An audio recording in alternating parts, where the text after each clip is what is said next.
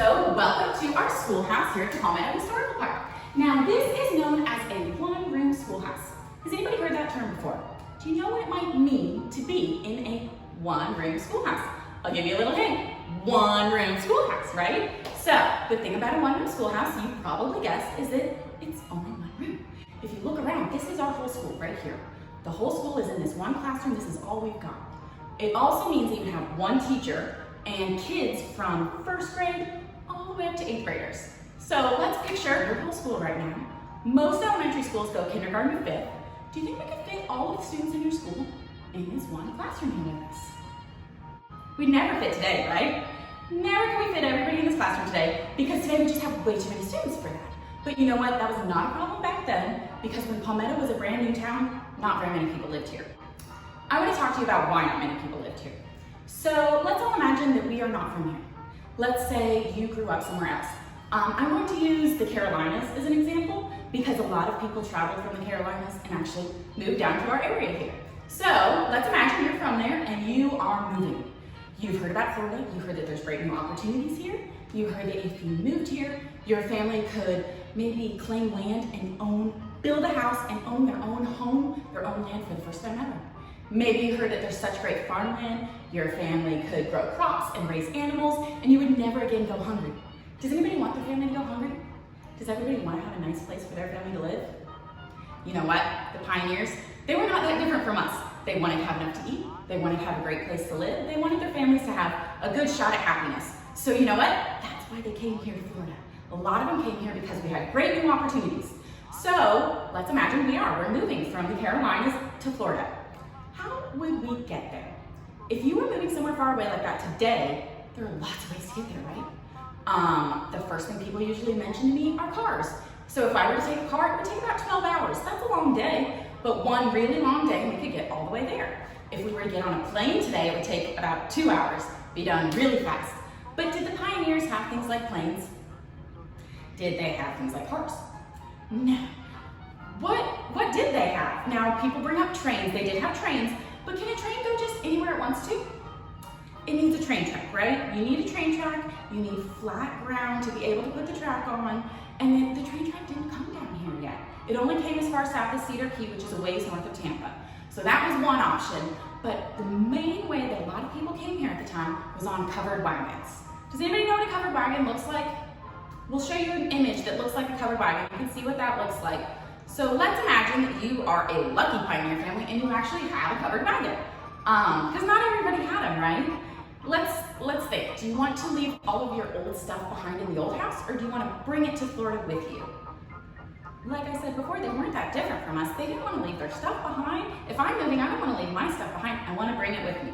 So they pack it all up on that covered wagon and it would get so full and so heavy for the poor animals that are pulling the wagon that there's no room left for us to ride on the wagon. So for us to get to Florida, we are going to walk next to the wagon. We're not just talking about, maybe walking out to the store one day or walking to the library. We are talking about walking across whole states here. So you get up real early one morning and you walk all day long. And then when it's time to go to sleep that night, do you have your nice comfy bed and your cozy house to sleep in? Nope. Kind of more like camping, where you just set up camp wherever you stop that night and you sleep there under the stars, and then the next day you get up early and you walk all day, and the next day, and the next day, weeks and weeks, even months and months of just walking to get here. Does that sound easy? It was really hard. The pioneers were tough. It was so hard to get here that not many people had done it yet. Not many people had come down to Florida yet, so this classroom was big enough for all of the kids in town. All right, so this is the part of the field trip where I like to ask you what in this classroom you want to know about. If you look around our one-room schoolhouse, it doesn't look very much like kids' classrooms today. So this is where I ask kids what are things that they don't know what they are if they want to ask me about them. So I'm going to go through and point out some of the things that I'm often asked about, such as this radio here. So this antique green Crossley radio, I'm sure you don't have something like that in your classroom today, right? No. However, do you maybe have a way that you could listen to music? I hear from lots of kids that they have, CD players, they have MP3 players, their teacher put something on a computer. Either way, back then, pioneers liked music just like we do today. Lots of times it's nice to be able to play music, be able to teach your class about something, and the radio was the only technology they had at the time to be able to play something that was already recorded so that we could actually be able to listen to music in the classroom. Another thing I'm often asked about are these two portraits. There's one right here, and we've got another one right over here. Who are these guys? If you know it, go ahead and yell it out. Who is this? Abraham Lincoln, right? And then the other one was George Washington. Now, these two presidents are just so important to our history that we had them hanging up in every classroom back then. Now, today we maybe don't every single classroom, but they were hanging up in every classroom across the whole country back then. Do you want to see proof? I have proof. This is a photograph. That means it was taken with an actual camera, way back when cameras were still new. You can see that it's in black and white. This is a real classroom right here in Palmetto with one of our real teachers. And who do you see hanging up on the wall right there? Now, maybe we can't see Abraham Lincoln just because of the way that this picture is facing. I'm sure that he was on this wall or on this wall because those two presidents were hanging in every classroom back then because they are just so important to our history. So do you still have them hanging up in your classroom today? Does that mean that they're not important anymore? And who cares what they did a long time ago? No. The reason that we still teach about them is because they're still hugely important. We just don't always have their pictures up on the wall anymore. Maybe you watch a movie about them. Maybe you read a book. Maybe your teacher just teaches you about these presidents. But the point is they're still very important to our history. We just don't always put their pictures up on the wall anymore. Another thing that I'm often asked about is our blackboard over here. Many classrooms, really all of the classrooms used to have a blackboard in them. Very few still do today. However, do you have something else in your classroom that is similar? Something that the teacher can get up, write something big, and everybody can see. Lots of times today we have whiteboards. Now, every now and then I hear from kids who say, oh, I've got a smart board. I don't even know what all those things can do, but you notice that our technology has changed a lot, right? We have new, different, cooler, maybe easier ways for your teacher to do it, but it's there for the same reason. It's so that you can see it. It's there for them to be able to teach you on it, even if their technology is different than ours today. All right, so the piano is one of the things that kids always point out to me. They say, there's a piano in the classroom. Yes, there's a piano in this classroom. So let's remember, this is a one-room schoolhouse, right? So do we all like to go to specials? Do we like things like art and music? Yeah, pioneers liked art and music too. They wanted to learn those kinds of things in school also. If you are in a one-room schoolhouse, do we have a separate music class that we could all just go walk to right now? No, this is it. This is our whole school right here in this one classroom. So we'd be very lucky to have a piano in here so we could actually have a music lesson. All right, so the next thing that I'm always asked about are the desks. Now, these school desks looks pretty different than our desks today. Let's see, number one, they're made out of wood.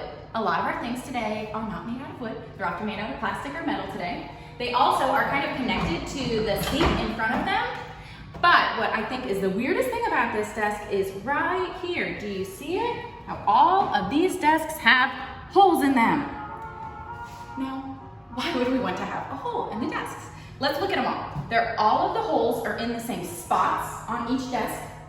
They're all the same size. They're all the same shape. Do you think that someone accidentally put a hole in the desk? They wouldn't all be the same size and the same shape, right? So all the holes are there for a very important reason, and they're there for a really smart reason, actually. I don't want to tell you what it is quite yet. I want you to have a second to think about it. Try to come up with a good reason why there might be holes here. Okay? But first I want to ask you guys about pens. Do you think that the pioneers had pens to write with? Yes, they did have pens. They were different than today's pens though. This is what their pens look like. And it doesn't have any ink inside of it. This pen won't work by itself. You need ink for this pen to work. The ink sits in a cup called an inkwell. If I want to write with this pen, I would dip it in a little bit, and I'd write some, and then it would dry out, wouldn't work anymore until I dipped it in again and wrote a little bit more. So let's imagine that the kids in the front desk here are writing away with their pen and ink, and the kid sitting up front bumps into the desk really hard. It's spilled, make a big mess, right? Has anybody at home ever had a pen break on you before? You get ink on your fingers? Is it easy to clean up ink? You wash your hands like 4 or 5 times. You're like, I'm never gonna come clean again. ink is not easy to clean. Think about it. Do teachers like things? Would they like it if, every day students spilled their inkwell and they never had time to teach you anything? All they had time to do was clean up a spilled mess, an inky mess. Do teachers like that kind of thing? No. You know what else? They are way too smart to put up with it for too long. So they came up with a solution. Instead of letting the inkwell spill all the time, they cut a hole in the desk and it works like a cup holder.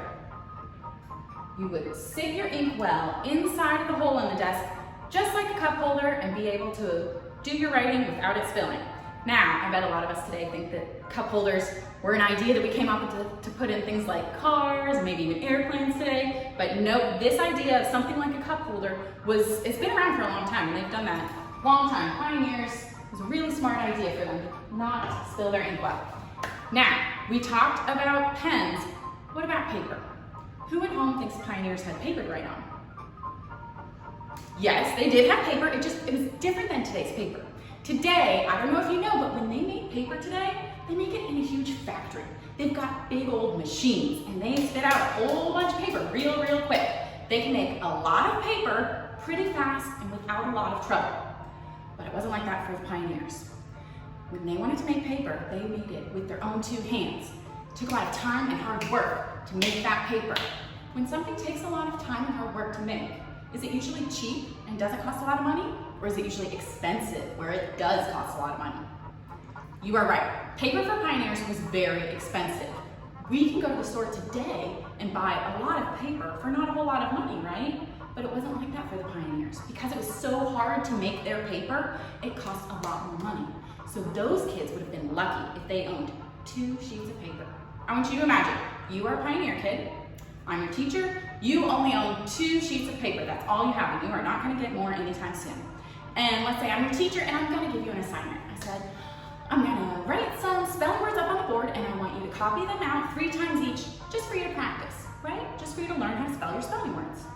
Do you think you want to go home and use one of your only sheets of paper for something like that that's just for practice? I don't think I would. I think I might feel like, oh, that's kind of a waste, I was saving this sheet of paper to write a letter to my grandma who lives really far away and I haven't been able to see anyone. Or maybe I was saving that sheet of paper to draw a really nice picture because my sister's birthday's coming up. I was going to give her a nice picture for her birthday. Maybe you'd want to use that piece of paper for something that would last a little longer. We do still need to practice for school, right? We're all at home trying to practice and keep up our schooling. So the pioneers knew that practice was important. They knew they had to do the schoolwork, but they didn't want to use their paper for every little thing that was just for practice. So they had something else that they could use over and over again. This is called the slate. Basically, it's just a chalkboard, right? It's a little chalkboard I can take with me wherever I go. If I was your teacher and I said I want you to write out those spelling words 3 times each, you could write them out on your slate. Okay, you turn them into me as your teacher. I'll mark it down in my grade book and I will give it back to you. Now what do you have to do with this? Is this all done, all used up, now you just have to throw it away? That's the cool part, right? You just erase it and start all over again. But let's say I gave that to you as homework. I said, I want you to go home. I want you to write out your spelling words 3 times each just for practice so you learn how to spell them, and then bring it back to me tomorrow at school. Okay, you go home. Let's pretend like this looks like your spelling words that you wrote out all nice and neat. Now, when it's time to go back to school the next day, how would I get this here? Could I just shove it down in my backpack? Or maybe shove it in a book bag? Would that work? What might happen? It might erase, right? What if I walk to school and I've got my fingers all over it like this? Does it still look all nice and neat by the time I got to school? Your teacher might look at it and say, I can see that you wrote something, but I can't read anything that it says. The thing about chalk is that it erases. Now, it's cool that it erases because we can erase it and use this same slate over and over and over again, right? But it's kind of tricky that it erases because you do not want to accidentally erase all of your hard work. Sometimes they would put a strap of fabric on here, like a handle, something to carry it by as I walk to school. They'd have to be careful though. They'd have to learn how to not erase it on accident. So I would like to give all of our students who come on field trips a chance to kind of participate and get a chance to feel what it's like to be pioneer kids for the day by writing on the slate. Now, I know that most of you watching at home probably do not have a little slate or a chalkboard nearby that you can actually use to write with me. However, some of you probably have whiteboards. I know that some of us have been using whiteboards while we're schooling at home and maybe a dry erase marker. If you have one, go get it. just pause me. I'll wait right here and you can go get it and do this activity with us. If you do not have a whiteboard or a dry erase marker or anything like that and you want to participate, awesome. Just go grab a piece of paper and something to write with, okay? Once we all have something, I will tell you your assignment. All right, so our assignment here in our one-room schoolhouse, I want you to tell me, do you want to go to school like the pioneers did?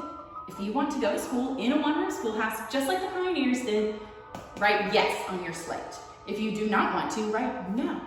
Now, if you're old enough and you can manage to fit it on here, I would love to hear why. Yes, I'd like to because maybe this part sounds fun. No, I don't want to. That doesn't sound like it'd be any fun. Tell me why. Why do you want to go to school or not want to go to school in a one-room schoolhouse?